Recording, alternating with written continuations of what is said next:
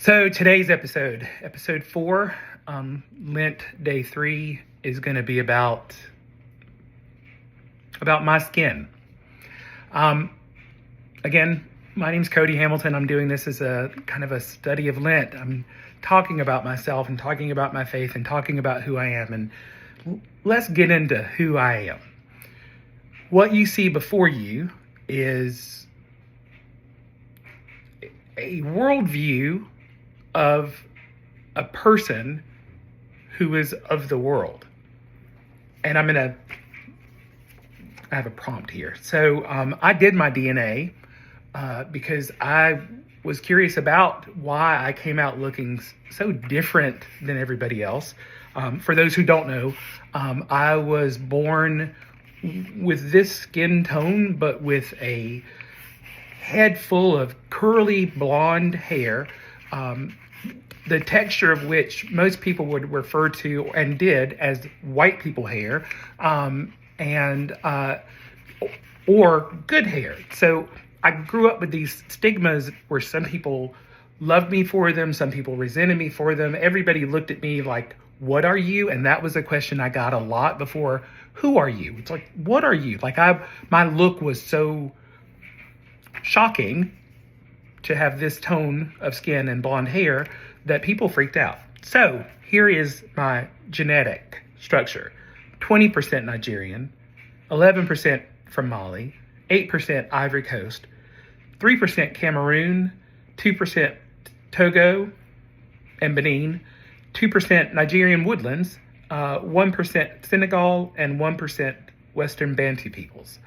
That, my folks, for the math nerds like me, gives you 48%. I'm from Africa.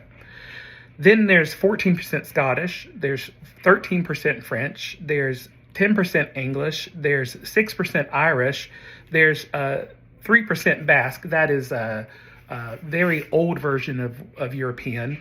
1% Germanic Europe, and 1% from the Netherlands. That is the other 48%. And the 4% that does not make up that half or the other half, well, that comes from the Americas. 3% North American and 1% North American indigenous from Mexico. That is my 100% of who I am. So tell me, people, am I white or am I black? Tell me something else. Is there such a thing as white and black? Is there such a thing as Caucasian? Or did we just make that up to categorize people and to create stations where we could make people less than? Well, I'll answer that second question. The answer is yes. And not only is the answer yes, but it can be traced back to the mid 1400s when the king of Portugal, and I'll never remember his name, but enlisted the work of an author who basically wrote a book that described the differences between races. Those from the Caucasus, the white people, those that were from the African continent, the black people, and we all have heard mention of Native Americans being considered red and Asians being considered yellow. We all know these stereotypes, but did we know that before then people were just known for where they're from? I'm Scottish, or I'm Irish, or I'm French. We hear that, but now we don't hear about it in terms of anything other than my ancestry. But everybody is either white or black or brown or other. It's like this idea. So where do I fit? I'm half and half. So where do I fit? And even better, do I get to choose? Or does society get to choose it for me? Do I get to take one half of my ancestry and say, you don't count because I can't be considered white by society because my skin doesn't say that? Or do I say that, well, you have to claim me as white. I know I'm black, but I get to choose. Like, do you think about this when you interact with people, or do you just see their whiteness and just kind of embrace that whiteness, or see their brownness or their blackness and embrace that? Do you even think about how often you categorize people and catalog people based on the color of their skin without knowing anything about them? How many times when I was growing up, I would hear every Latinx person referred to as a Mexican, because that's just what, like, well, all these Mexicans, people from Mexico, like, do we ever stop to think how we use a person's skin tone to make a blanket assumption about someone we don't even have a conversation with? This is my skin. I am 48% Caucasian. I am 48% African. I am 4% American.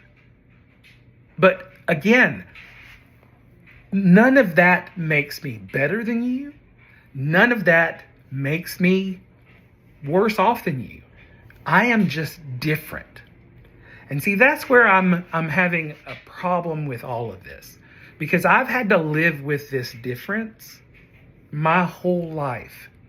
Since the day I was born, I've had to live with people who have had a reaction to how I look because they didn't know how to compartmentalize me. And I just ask that you just see different as different. I'm gay. I'm not straight. That just makes me different. Doesn't make straight people better, doesn't make gay people better, just makes us different. I can't claim to be white. I really can't claim to be black. I can technically claim to be both. And I can claim it because my DNA shows that I am 48% one and 48% the other. But see, I know that's my truth. That is my truth. And so the fact is that that is my skin. You can't put me in a category of one or the other, but I know you feel like you have to, because that just makes it palatable. Like, think about how often we're trying to make everyone around us palatable so that we don't feel unease because we can't figure them out. And see, I'm going to tell you something. I've lived in this skin long enough to know that's all I ever encounter is people trying to figure me out. People meet me for the first time and they can't easily compartmentalize me. Because again, I don't look black enough to be black. I'm not quite white enough to be considered white. I don't really fit. It's funny when I'm around a lot of Hispanic people, they look and they stare in this weird way of trying to figure out, am I possibly one of them? When I go to Hawaii, I get referred to as a local or a native by locals and natives. You know, my nickname in high school was Samoan because we were watching a thing about the American Samoas, and everybody's like, oh my God, that looks like Cody. This is a world in which we all live. We are all human, equal. All of us equal.